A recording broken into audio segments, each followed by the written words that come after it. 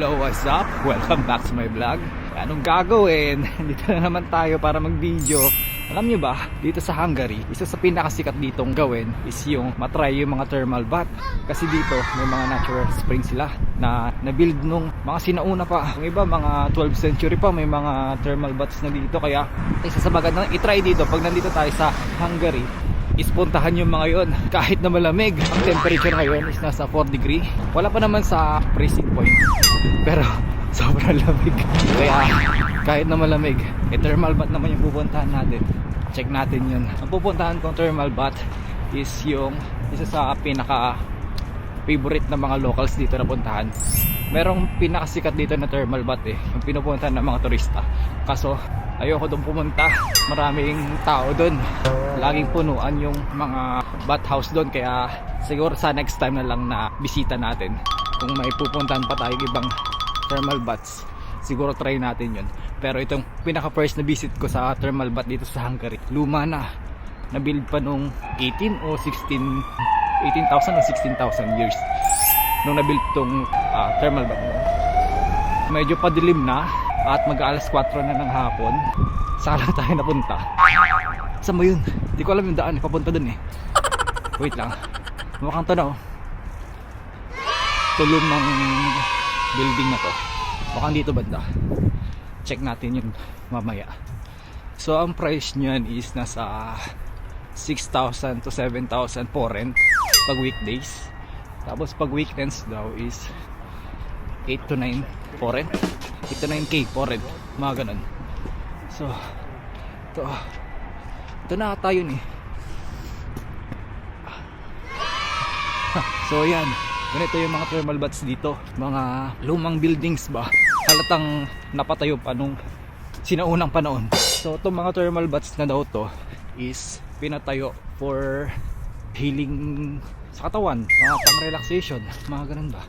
Kasi yung mga minerals na nagagaling sa bukal na binubuga ng mainit na tubig, yun yung ginagawa nilang pang medical treatment noon sa mga tao ba, for relaxation, ganun, and for gatherings na rin. Pero sa ngayon, modern world is binild na to para sa mga bisita, sa mga turista, at sa mga gusto rin matry yung mga thermal baths dito sa Hungary. So sa ngayon, isa-try natin kung okay ba. Let's see kung pwede mag-video sa loob. So dito na tayo sa loob. Nakabili na ako ng ticket, nakabayad na ako ng ticket. And yes, upstairs, men rockers. okay, thank you. Upstairs. Okay, kusalam. Yeah. Yun. Ito lang ang bihisa ng malala. Tapos may boundaries kung nagbayad ka rin. So bibihis muna tayo. Tingnan natin yung locker natin. Saan yung locker dito?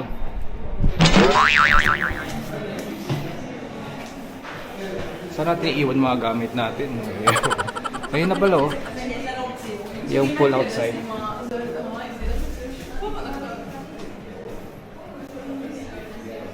Ito na nga, andito na tayo sa loob ng Lucas Thermal Bath. May binigay sa akin after ka magbayad sa entrance na wristband. Ito na rin yung ginamit ko for entrance. Tapos yung sa locker, ito na rin yung ginamit ko pang access ng locker. So sa locker dito, halo-halo pala. Isa lalaki tapos babae. Pare-parehas ng palitan ng area ba. Saan yung locker nila, doon din yung locker ng mga lalaki. Kaya marami ko nakikita ka na doon.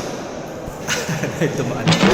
Tapos yun na nga, maraming mga naliligo ngayon dun sa bath area. Kaya parang bawal ata kumuha ng mga video dun. Kaya di ko alam kung makakuha ko ng video dun. Kasi maraming tao Yung iba nakabikini pa, mga pinapalabas. Maliit lang yung pool area, parang yung thermal bath. Sa labas, yung pinakita ko kanina, mayroon parang pool. Dito sa loob, yung mainit, parang tub lang siya. Tapos maraming tao. Kaya di ko alam kung makakuha tayo ng video dun. Pasilip-silip nila tayo dun mamaya. Let's try natin. Ito yung laman ng thermal bath Ito yung sa parang resting area. Pero yung sa may pool area, ikaw mamaya.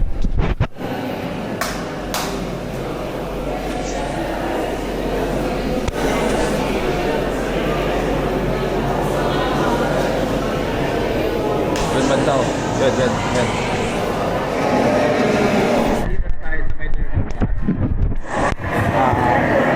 Sige, try nyo rin. Mainit na tubig. Mukha lang natin papakita natin kasi bawal lang papakita ng mga tao din sa tayo na lang. Maraming portion ng pool. Meron dito, meron pa dun sa doon, may dalawa pa doon. Tapos may malamig, may mainit, may sobrang init. Kaya ano ba, may sauna. Dito lang tayo sa medyo middle warm. Tapos mamaya punta tayo sa mainit. Try natin lahat. So this is the pool area. Kaso ba't walang naliligo? Gusto ko nga sana lumabas eh. Alamig sa labas pero mainit ata yung tubig yan. Umuusok pa nga yung tubig niya oh. Bawal kaya? Then ito, changing area. So ang daming tao doon. Naligo naman ako. Kaso bawal ata mag-video. Init. Ito na ang pinakamainit.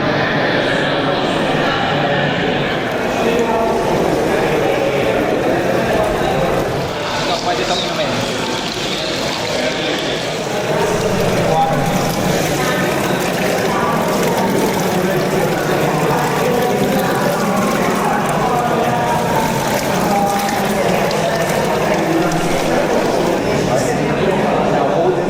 So this one, ito yung pinaka maluwang, tapos ito yung pangalawa sa pinaka mainit. Yung isa yung pabilog, yung maraming tao, init doon. Pero tumagal ako doon siguro mga 10 minutes din. Tapos ito yung may pinaka maluwang, tapos marami rin tao pero okay lang. Tapos yung tubig niya is medyo maligam-gam lang. Itong pool area na to is nasa 36 degree Celsius yung init niya. At pwede ka lang mag-stay dito na 15 to 20 minutes. Pwede na yun, siguro. Sakto lang naman yung init niya, hindi naman sobrang init. So, ano ba pakiramdam? Gagaling na ba ako sa mga sakit ko rin?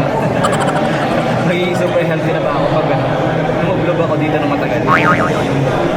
Kasi ano daw to, healing by healing treatment. Ayan ano ba? Actually, yung tubig niya, wala namang amoy. Malinis lang. Yung mga pool na medyo may chlorine. Ito, wala. Fresh na yung amoy niya. Hindi siya malansa kahit na maraming naliligo. Ganun siguro pag galing sa Bubal, no? Kasi first time ko lang naman makatry na ito. Ang dami ba naman ng tao na buti hindi yung nangangamoy yung tubig nito. So, dito ako ngayon sa may pool na siguro ano to, pangatlo sa pinakamainit. Nasa 32 degree lang pool na to eh. At kanina pa ako nakababad. Kulubot na yung kamay ko eh. Sabi kanina, hanggang alas 7 lang ata ito open eh. Pero alas 6 na, yung mga nagsisidatingan pa rin. Actually halo-halo na eh. May mga matatanda, mga bata, mga kaildaran ko, mga halo-halo na. Fairness yung tubig nila, wala siyang, hindi siya amoy. Hindi siya maamoy na maraming tumatampisaw. May malinis pa rin, hindi malansa yung amoy. Puro continuous yung ano nito, flow nito. Kaya hindi siya nangangamoy.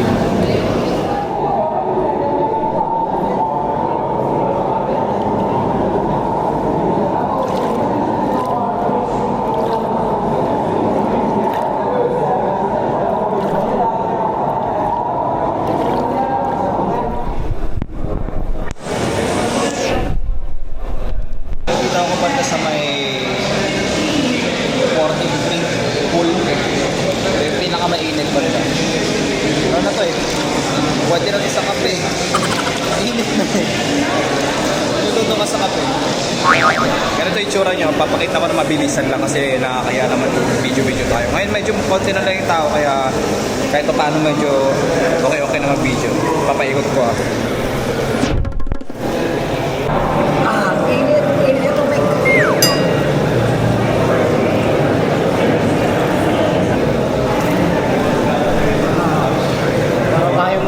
Dito ah.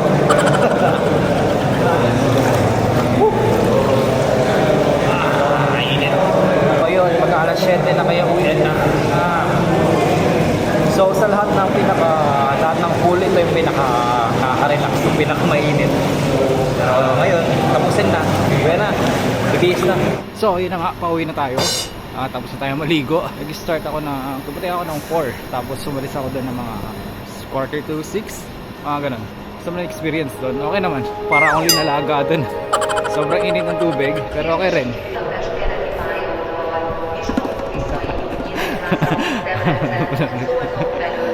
Mga kabayan, parang ang daming Pinoy dito.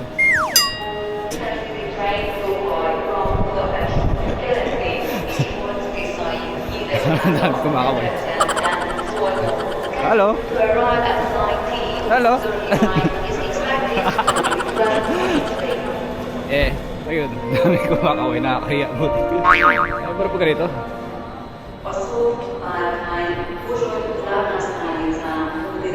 aha. Tapos na tayo maligo dun sa may thermal bath. Dito na tayo sa labas. Pauwi na tayo. Kaya sa mga sumabaybay sa pagligo dun sa thermal bath, thanks for watching. Nood ulit kayo sa next vlog. Don't forget to subscribe. Haha.